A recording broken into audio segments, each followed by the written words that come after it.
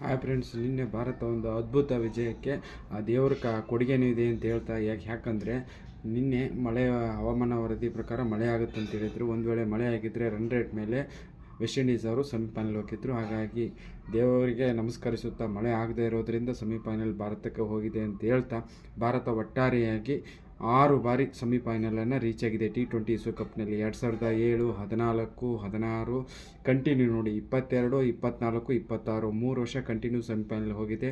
ಅದರಲ್ಲಿ ಒಂದು semifinal England ವಿರುದ್ಧ 22ರಲ್ಲಿ ಸೋಲ್ತಾರೆ. ಅದೇ ಇಂಗ್ಲೆಂಡ್ ವಿರುದ್ಧ ನಾವು 5ನೇ ತಾರೀಕು ಸೆಮಿಫೈನಲ್ ಆಡ್ತಾ ಇದ್ದೀವಿ ಅನ್ನೋದು ಒಂದು ಈ ಸಮಯದಲ್ಲಿ ತಮಗೆ ನೆನಪಿಸುತ್ತಾ 24ರಲ್ಲಿ ವಿಶ್ವಕಪ್ ಫೈನಲ್ ಗೆಲ್ತೀವಿ.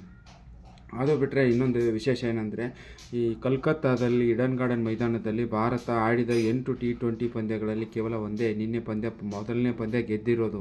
ಅದು ಒಂದು ವಿಶೇಷ ಅಂತ ಹೇಳಬೇಕು. ಎಲ್ಲಕ್ಕಿಂತ ಹೆಚ್ಚಾಗಿ ನಿನ್ನೆ ಎಲ್ಲರೂ ಸಂಜು ಸ್ಯಾಮ್ಸನ್ ಕಡೆ ಫೋಕಸ್ ಮಾಡಿದ್ರೆ, ನಾನು ಅಬ್ಸರ್ವ್ ಮಾಡಿದ್ದು ರಿಂಕು ಸಿಂಗು. ನಿನ್ನೆ ರಿಂಕು ಸಿಂಗ್ಗೆ T20ಯಲ್ಲಿ ಸ್ಥಾನ ಸಿಗದೇ ಇದ್ದರು. ಅವರು ತಂದೆ ಅವ್ರದ್ದೇನೋ ಬ್ಲಡ್ ಕ್ಯಾನ್ಸರ್ ಆಗಿತ್ತಂತೆ, ಸತ್ತೋದ್ಮೇಲೆ ಫಸ್ಟ್ಗೆ ಬಂದು ಅವರು ಪ್ರತಿ ಭಾರತೀಯರು ಹೊಡೆದಂಥ ಪ್ರತಿ ಒಂದು ರನ್ನಿಗೂ ಅವರು ಖುಷಿ ಪಡ್ತಾ ಇರೋದು ನೋಡ್ರೆ, ಅವ್ರ ತಂದೆ ಸತ್ತಿರೋದನ್ನೆಲ್ಲ ಮರೆತು ಹಾಗೆ ಕ್ರೀಡಾ ಮನೋಭಾವನೆ ಬೆಳೆಸ್ಕೊಂಡದ್ದು ಒಂದು ಆಶ್ಚರ್ಯ ರೀತಿ ಅಂತೇಳಿ ಹೇಳ್ತಾ, ಮತ್ತು ಇನ್ನೊಂದು ಭಾರತ BCCI ಅವರು ಭಾರತದ್ದು ODI ಮತ್ತು ಟೆಸ್ಟದ್ದು ಇದು ಜೂನ್ ತಿಂಗಳಲ್ಲಿ ಅಫ್ಘಾನಿಸ್ತಾನ ಭಾರತಕ್ಕೆ ಆಗಮಿಸುತ್ತಿರುವುದರ ಬಗ್ಗೆ ಇವತ್ತು ಡೇಟ್ ಅನೌನ್ಸ್ ಮಾಡಿದೆ.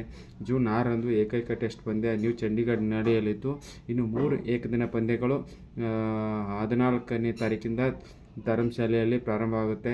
ಲಕ್ನೋನಲ್ಲಿ ಒಂದು ಪಂದ್ಯ ಇದೆ ಅಂತ ಹೇಳ್ತಾ, ಈಗ ಯಾಕಂದರೆ ವಿಶ್ವಕಪ್ ನಂತರ IPL ಪಂದ್ಯ ಮುಗಿದ ನಂತರ ಜೂನ್ ತಿಂಗಳಲ್ಲಿ ರೋಕೋ ಅವ್ರನ್ನ ನೋಡೋಕ್ಕೆ ನಾವು ಇನ್ನೂ 3 ತಿಂಗಳು ಕಾಯಬೇಕಂತ ಹೇಳ್ತೀವಿ.